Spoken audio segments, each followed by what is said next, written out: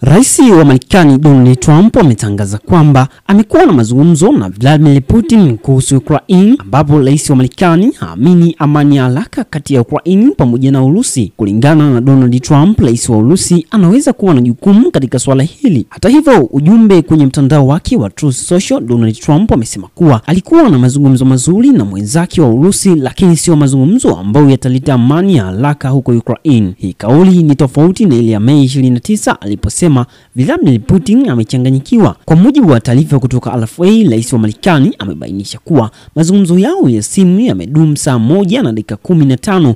Kremlin kwa sasa upande wake imeeleza kuwa mazungumzo ya simu kati ya viongozi hao wawili kuwa ya chanya na yenye tija, na kuongeza kuwa wameamua kuendelea katika mawasiliano ya mara kwa mara. Hii inajiri kuongezeka kwa operesheni za kijeshi kuonekana kutanda nchini Ukraine, mbali na ahadi ya rais wa Marekani ya amani ya haraka kutokana na kuingilia kati kwake. Katika mazungumzo ya simu na Papa Leo wa 14, rais wa Urusi tayari laumu Ukraine akisema kwamba anataka kupata amani kwa njia ya kidiplomasia, wakati kulingana na yeye Kiev inatafuta kuongezeka kwa uhasama na kufanya hujuma dhidi ya miundombinu ya kiraia kwenye ardhi ya Urusi. Ikumbuka kuwa mwishoni mwa wiki ya Mei 31 hadi Juni 1, Ukraine ilitekeleza mashambulizi mabaya na makubwa kwa tuhuma za kutumia droni za kulipuka kwenye viwanja kadhaa vya ndege vya Urusi na kuharibu ndege nyingi za kijeshi. Kiev pia ilidai kuhusika na shambulio kwenye bandari ya Kerch, bandari ya Kishala, kwani inaunganisha Urusi na Crimea,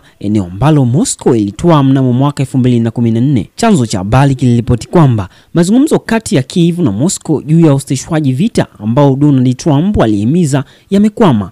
Nchi hizo mbili zilikubaliana tu wakati wa mazungumzo yaliyofanyika Istanbul siku ya Jumatatu kubadilishana wafungwa wote waliojeruhiwa na walio chini ya umri wa miaka 25 pamoja na miili ya askari takriban 12,000 waliouawa kutoka kila upande. Donald Trump na Vladimir Putin pia wamejadili Iran. Rais Donald Trump hakujizuia wala kuwa na subira wakati kiongozi mkuu wa Iran Ali Khamenei ametangaza Jumatano iliyopita kwamba pendekezo la Marekani la makubaliano ya nyuklia linakwenda kinyume na maslahi ya nchi yake, huku kukiwa na kutokubaliana juu ya kurutubisha madini ya uranium. Lakini rais wa Marekani Donald Trump ameshtumu Iran kwa kusema kuwa, na nukuu, kuburuza miguu, mwisho wa kunukuu, katika mazungumzo hao, na kuongeza kuwa anataka jibu la uhakika katika muda mfupi sana. Pia ameripoti kwamba Vladimir Putin amedokeza kwamba anaweza pia kushiriki katika mazungumzo hayo ambayo yanafanyika hadi sasa kati ya Iran pamoja na Marekani.